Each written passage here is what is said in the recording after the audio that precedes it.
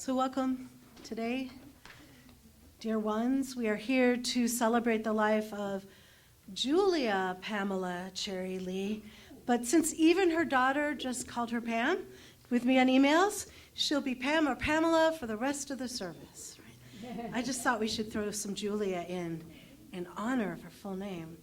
And we celebrate her. She was a great-great-granddaughter, a great-granddaughter, a granddaughter, a sister, daughter, mother, wife, grandmother. All those things show up in her wonderful book, if you want to look at it later. But I'm not going to start back with her great-great-grandparents. We'd be here all day, right? She called herself world traveler, private pilot, mountain climber, English teacher, marathon runner, and prize-winning poet. Later, she admitted when she took her pilot's exam, that was the hardest exam she ever took. Even passing Mensa was easy compared to that. So she was a member, well, not a member, but I guess she qualified for that as well. For me, I think what I remember most is that she was a storyteller. And because she planned her service so well, there are stories about almost every part. For instance, she wanted all glory, laud, and honor as we came in, because I fondly remember singing this while marching as a professional, wearing red robes and white surplices, when I was invited by Professor Twaddle to sing with the Presbyterians or Episcopalians. Now, he might have been Professor Twaddell, I don't know, but... And I usually add something to the chalice lighting I'm using today because it's kind of raw and honest. But she says in her memoir, she was writing about a Spanish song she learned when she was 9 and never forgot. And it was about two lovers parting that she memorized at 9. And she said, "I ponder, would we rather be moved or amused? Laughter is wonderful, certainly, we all need it, but laughter is fleeting. Sad songs linger, and they evoke in us feelings of empathy and compassion. Not a bad thing. Go ahead, sing me sad songs." So a bit later, you'll be invited to share a story, a memory, something you want to about her. As I'm warning you now, so you have time to prepare or think about it. But it's okay if I hope we will laugh and we will be entertained by laughter, but it's okay if you also make us cry, because she said to sing her the sad songs. So welcome, everyone, and I am going to start with the chalice lighting. If we are lucky, we will get a chance during our life to know someone who becomes for us an exemplar of living. And if we're really lucky, we will recognize how they ended up passing on some of their goodness to us. If we are lucky. But one thing is certain, no one, not one of us entering this world, can escape the cost of living. The price we pay is this: to live in this world, we must accept that someday we will have to die. To love what is alive, we must accept having to lose what we've made precious through our care. To be fully and fiercely human, we must accept having to be breakable and sometimes broken. When we stop to notice how their life gave us a path and a little light to see, it helps us, encourage us to help carry that light forward. And I'm going to light it.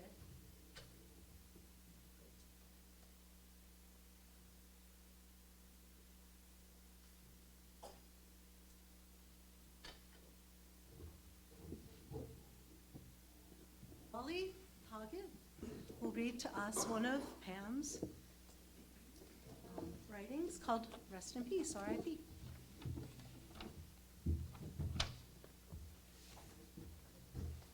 And this one comes from one of Pamela's other books, Vultures, Mold, and Other Delights, and there are a lot of really nice things in this. I don't know where you can obtain a copy. I got mine from her originally, but if you can get a copy, get hold of one. Pamela asked me about 3 years ago to read this poem. Actually, she gave me a choice of a number of poems. She said about this one that I'm going to read, I consider R.I.P. one of the best things I have written, and it is certainly appropriate. And I agree with her on both counts. This is called R.I.P.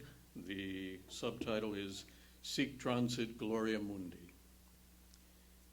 Here lies on the asphalt the formerly well-rounded form of a box turtle who once lived in a slowly mobile geodesic dome, a dome of plain but pretty solid geometry.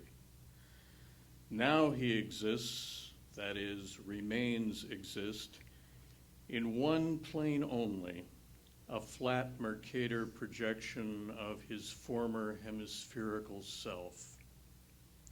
3 dimensions down to design. My jogger's stride crosses, blesses all his carapace meridians in one homeward bound. May we both rest in peace.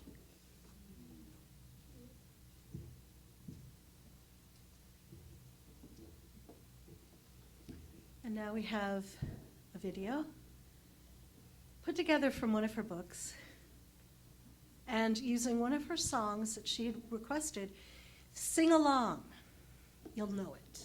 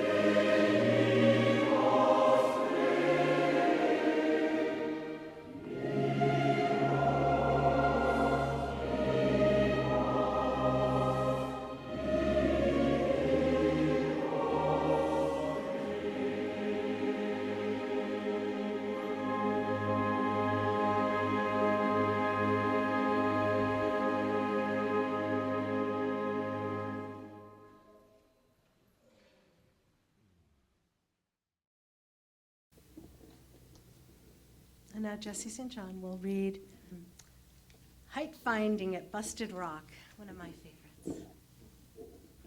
I wanted to say a few words about it first, if I could. I met Pam here at the UU Church, and I was in a book club with her for a few years. We shared a love of poetry and theater, and I was a fledgling writer and a former professional actor, and she was kind enough to invite me into her circle of friends and family. She was self-described world traveler, private pilot, mountain climber, English teacher, marathon runner. She won a marathon at age 70. Amazing. And a prize-winning poet. She also loved to sing and dance and perform on stage and talk about how proud she was of her family, especially her wonderful grandchildren. She was a darn good Scrabble player, too. She didn't accept limitations. She got a cochlear implant when she started to lose her hearing. At Mountain View Gardens, she started a writing group and also a group that performed stage readings of plays. Her commitment to characters was so thorough, she would create the perfect costume and makeup. I often had lunch with her at Mountain View Gardens, and food choices were a bit limited for a pescatarian, but she rarely complained. Well, sometimes she did. But when she stopped driving, she sold me her car for $1. There was one caveat. I had to keep it running very well. Well, Pam, after 7 years of having a Caramia, and it's 25 years old, it's still running, it's sitting out there. I just drove it here. She was the most generous to people who were in need. I looked forward to her responses on my poetry salon, as she called it. I find poems online that I like and send them out to people who enjoy them, and sometimes sometimes they're my own. And she often wrote about how they made her feel, and I really appreciated that. When I read her autobiography, I marveled at her detailed accounting of her life. It's an amazing story.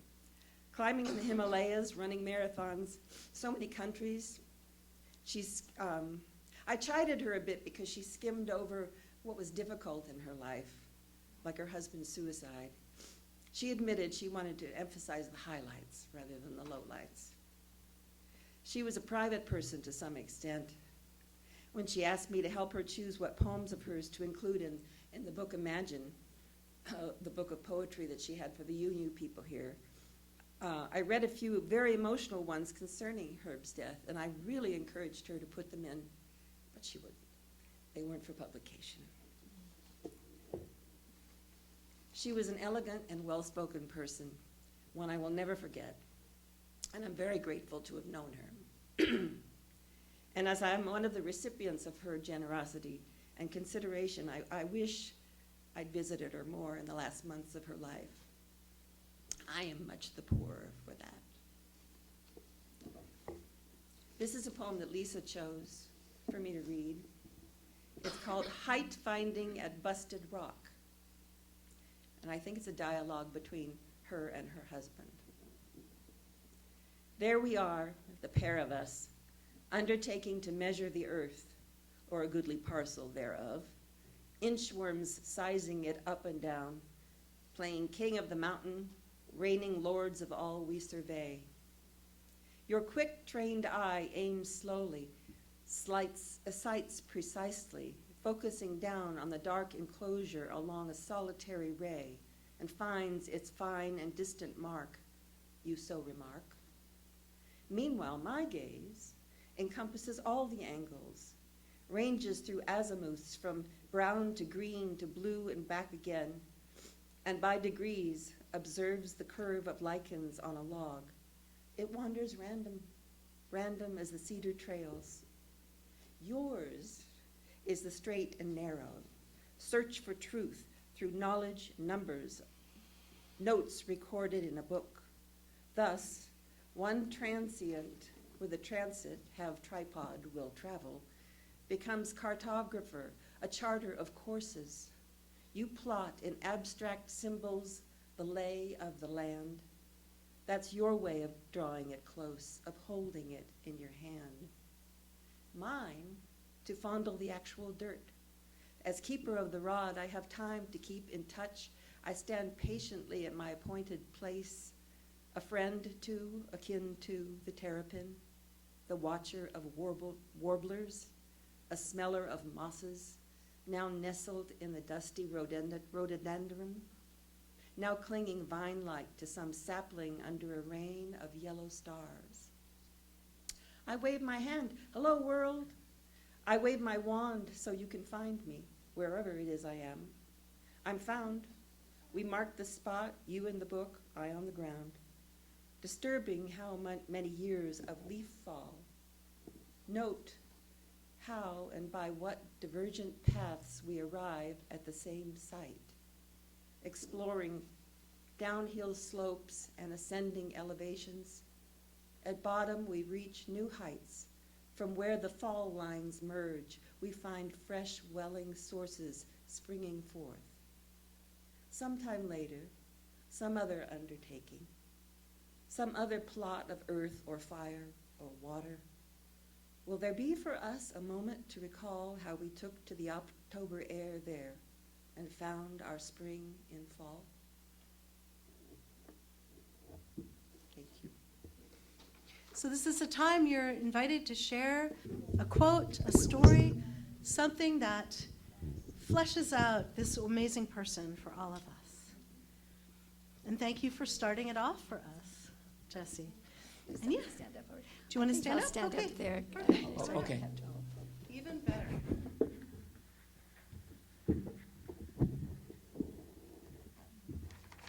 Well, I'm so happy to see all of you here. Pamela would be happy. She had arranged this and we're doing it so beautifully. But Pamela was a really good friend of mine. I truly did love her and enjoy her company.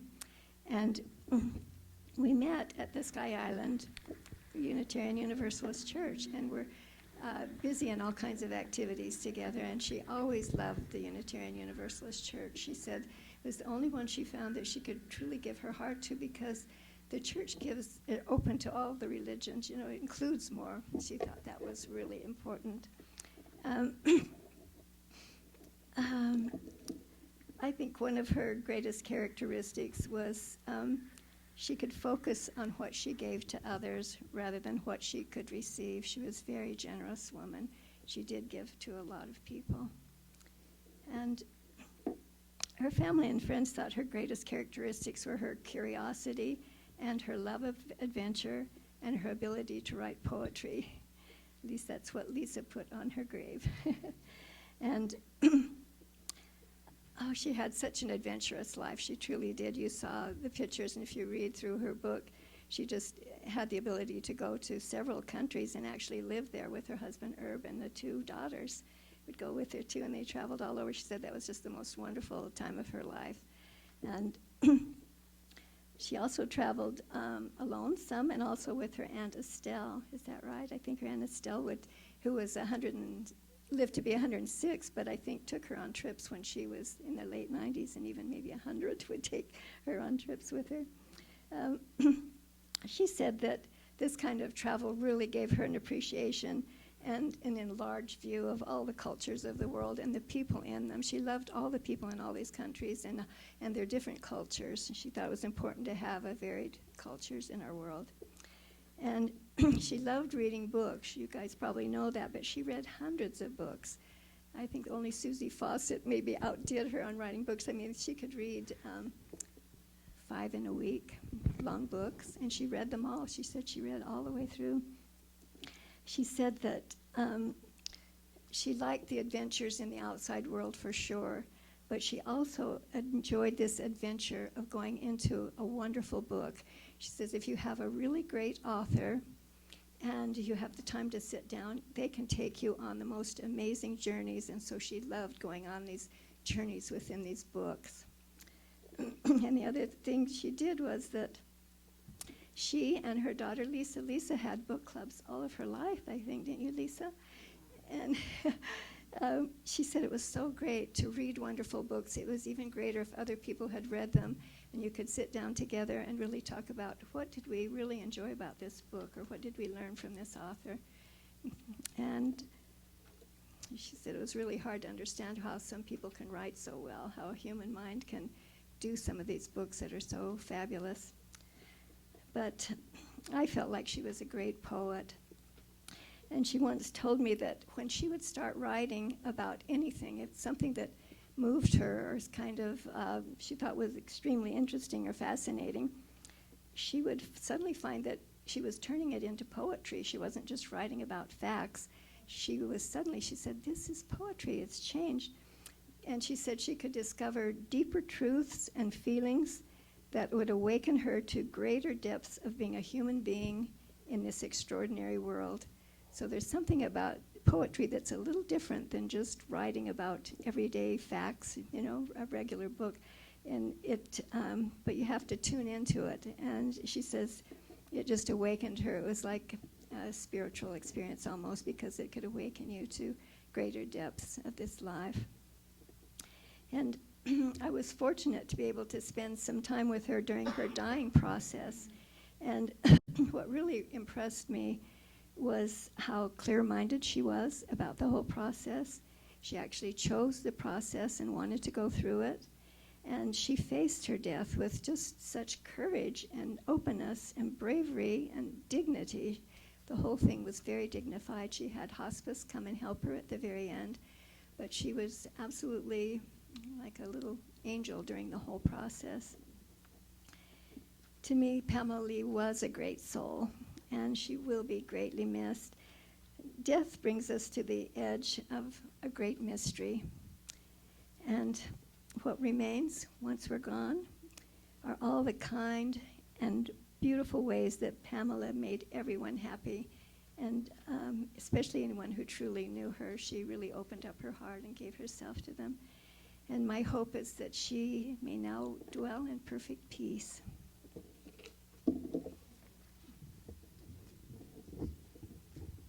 Thank you so much, Lorraine. Does anyone else dare to go after that? Oh, good. Another Groberg. Yeah, my name is Dave Groberg, for those of you who don't know me.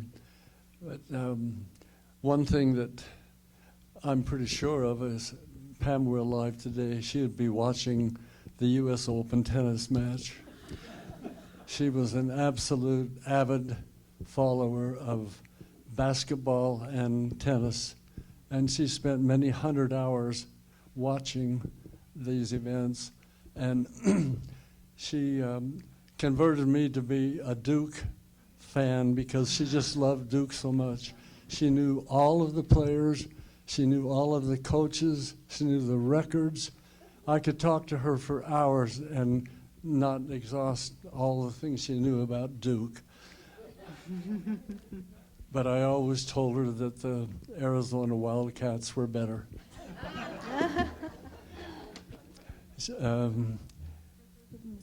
Yeah, if, one of the mysteries is, does a deceased person show up at their memorial? And I know she's very much in our minds, so she's here in that sense. But my granddaughter, Sequoia, said, oh, she'll be there, all right. Probably wouldn't miss it, right? If she could.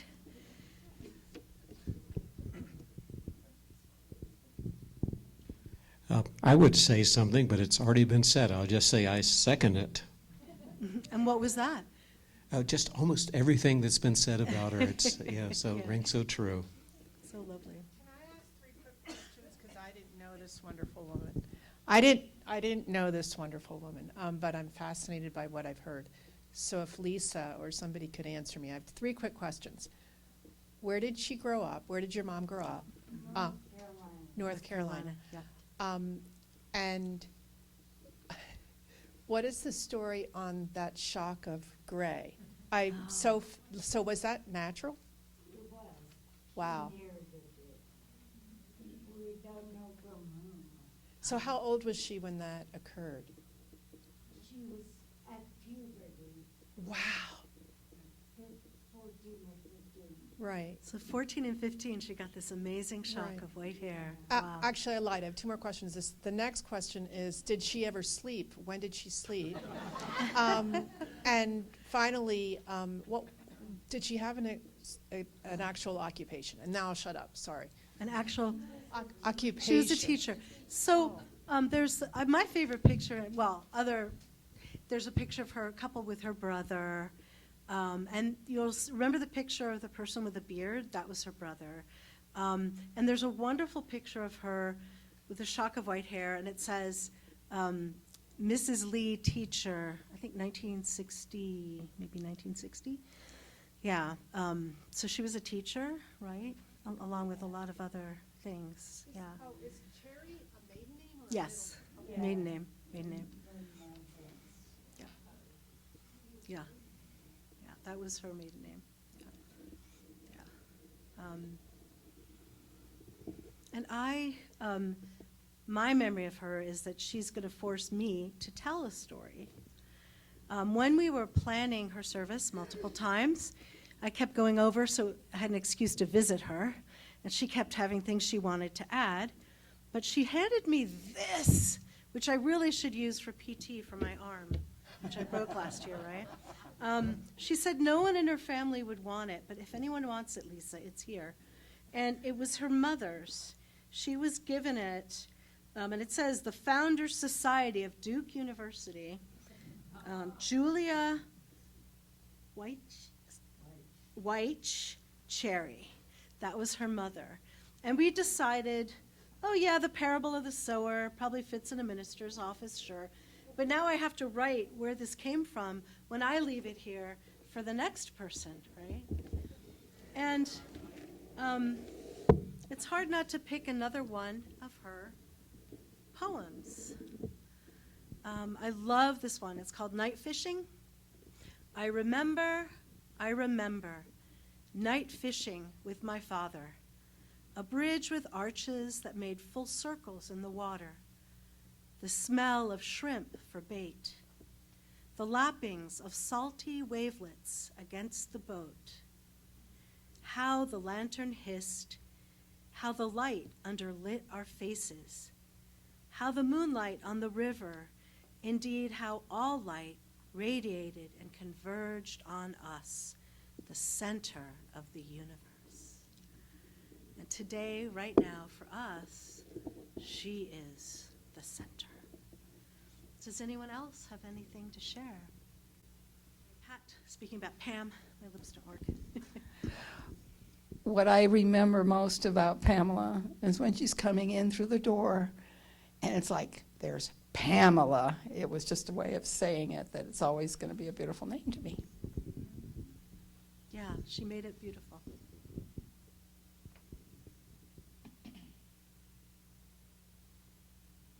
Well, as you have stories to share, please share them with each other and with Lisa and with all of us.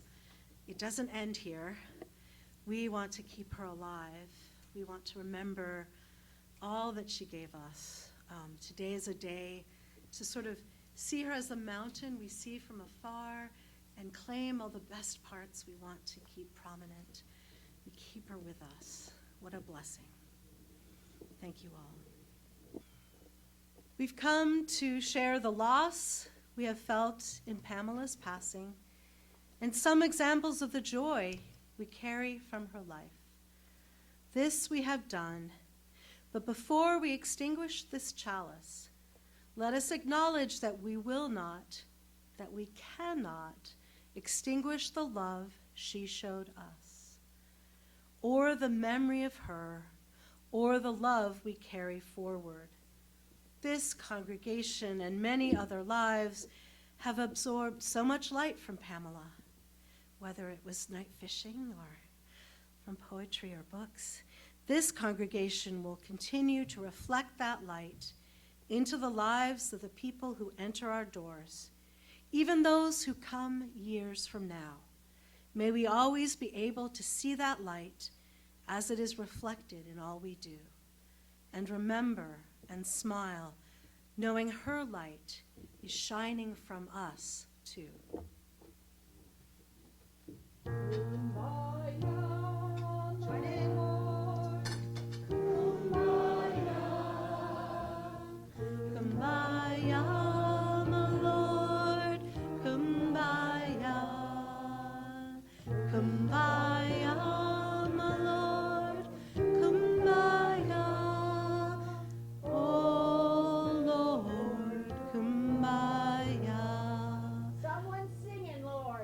Someone singing, Lord, kumbaya. Someone singing, Lord, kumbaya. Someone